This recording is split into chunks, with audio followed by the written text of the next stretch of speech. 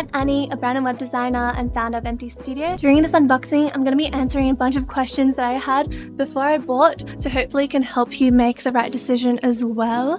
And also stay to the end because I have a really legit hack that could help you save a couple $100 off your purchase if you're wanting to buy one of these. Okay, so let's go ahead and open this thing up. There we go. And then we have another one on the bottom. Alright, here it is. Ta-da! This is the new MacBook. Let's take it out of the sleeve. I'm so excited because my old MacBook is the 2019 one. It's the Intel chip, and everyone's saying that it is ancient because it doesn't have the Apple silicone chip. So here is the next evolution of MacBooks. Ta-da! What do you guys think about the color? So the color was actually a major point of deliberation for me. Before there was the space black, the space grey, and then the silver. Now they got rid of the space grey color, which is my favorite, so it's really hard to choose between the silver or the space black. A lot of people said that the silver is classic. I read a lot of comments saying that it'll age well and that you won't regret it, but the space black just felt like more of a sleek and professional color. I also enjoy and like how it kind of varies a little bit under different lighting. So when it's under bright lighting, it almost feels like space grey again, but under more darker light, it looks almost like a solid black, which feels like a little stealth mode. And it is a pretty sexy color. Once you open it up, I really like how the black keyboard just blends in nicely with the space black. On the silver, the contrast is a little bit jarring. Now let's rip up this film. This is gorgeous. Oh my gosh. One thing I was also a bit worried about on the space black color is the fingerprint issue, because I know the MacBook Air with the midnight color had a pretty bad fingerprint issue, but for this one, it seems pretty okay. Alright guys, hold up one sec. I've gone ahead and used this computer in the space black for a whole day, and I've noticed a much more significant fingerprint issue than I had expected. So if you're very particular about how your product looks, factor this into consideration, and the silver one probably better. On the back here, you can also see a fine little detail, which is MacBook Pro engraved into it.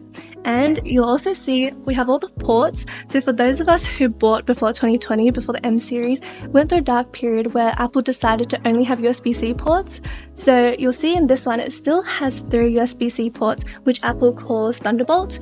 And on the Pro and Max chips, it's actually the Thunderbolt 5, which has an insanely fast transfer speed of 120 gigabytes per second. And we also have the HDMI port here for the photographers and videographers out there. We have the SD card reader, and then we also have an earphone jack right here. And then we also have the MagSafe charger. So speaking of charging, Apple says that this MacBook can last up to 24 hours on a single charge, which I doubt if you are running really intense softwares like Adobe that could last that long. But my old MacBook Pro, the 2019 Intel chip one, it's on its last breath. It's only lasting like 1.5 hours on 100%, so I'm not complaining. Another powerful feature that would actually make a difference on a day-to-day basis is fast charging. So apparently they can charge up to 50% in less than 30 minutes. So if you're always on the go, if you like working in cafes like I do, then this is going to be super handy. Before we take a look into more details, let's also open up the box and see what's inside, which of course they have the manual right here, MacBook Pro, and we also have the color matched charging cable right here. And we also have this big chunky charging block. And for some people, I think in the M3s or another version, they have the dual plugs, but not for this one, and I'm based in Australia.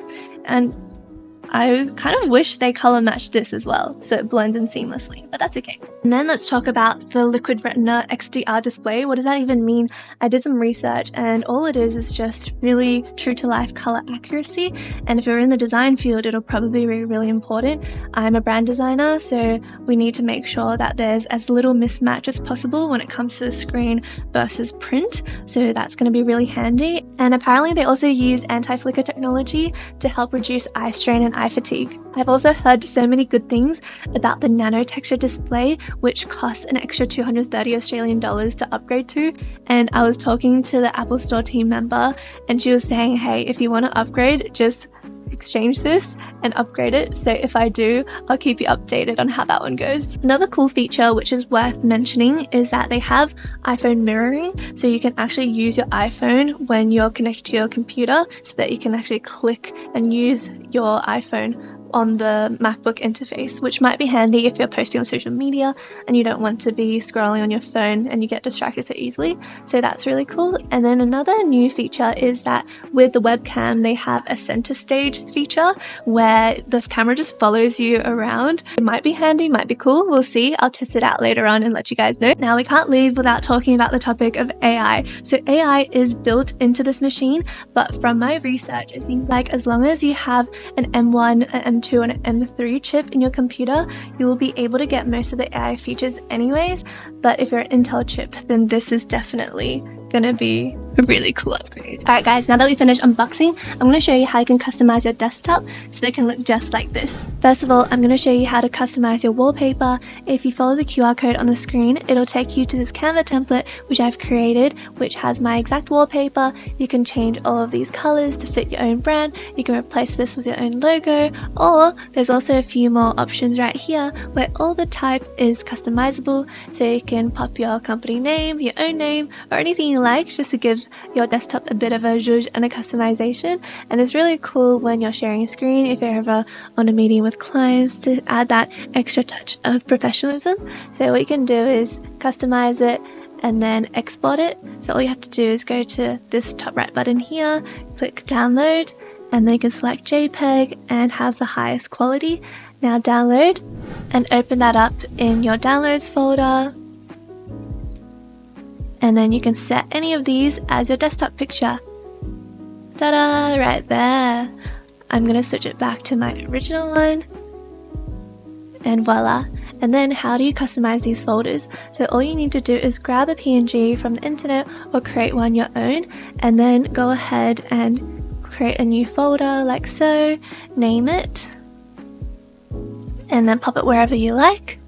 Now I've pre-exported a few PNGs. All you have to do is right click and go copy, and then right click the folder, click get info, and then command V, paste it on, and then there you go, you have a customized folder right here.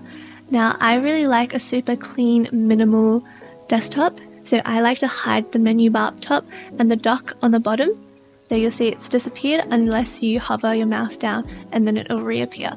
So what you do is go into system settings and type in hide menu, and go click into the second one, automatically hide and show the menu bar, and make sure that is set as always. So usually it'll be in full screen only, something like that, so you'll see it all the time, but I like to hide it. So click always and it'll stay hidden. Now how do you hide the dock on the bottom? Go to hide tool and then click dock settings here, and then toggle on automatically hide and show the dock. So if it's off, it's always shown. Once you toggle it on, it'll disappear. So that is how I set up my computer. I also clean up the dock a little bit, so it's only the apps I use, but that helps give you a nice minimal, fresh layout for your new or existing Mac. Finally, should you upgrade? Well, let's talk about the pricing first. So I'm based in Australia, where the base model for the M4 is $3,999, and the one upgraded to the M4 Max chip is $5,699. And here's a hack I mentioned that can save you hundreds of dollars. If you're based in Australia, you can go to the Australia Apple website and scroll down to the bottom towards the footer. I'm not sure if this translates internationally, but you see here there's a For Education tab, and then click into Shop for University. And at least when I'm recording this, if you click into these products that's eligible, for example the MacBook Pro, you'll see that a discount has been applied. And when I was going through the process, it seemed like, this is a secret, that they're not asking for any kind of university ID. So if you are a university student, go ahead, take advantage of it. If not, at your own risk. Just handy little tip if you didn't know. So what's the verdict? Is it worth upgrading or not? I would say if you have one of the M1, M2 or M3s and your computer's still running fine, I think you can hold off for another year or two. But if you have the Intel chips, like the one I had, the 2019 model, it's going to be a quantum leap. Apparently the 2019 to 2021 to the M1 was already a quantum leap. And this one is 3.4 times faster than the M1. So imagine the difference compared to Intel ones. I think it's close to 10 times faster. My biggest wish is that Apple gets touchscreens and that we can illustrate and draw directly on the MacBook screens. But I don't think it's going to happen anytime soon, because then they wouldn't be able to differentiate from the iPads.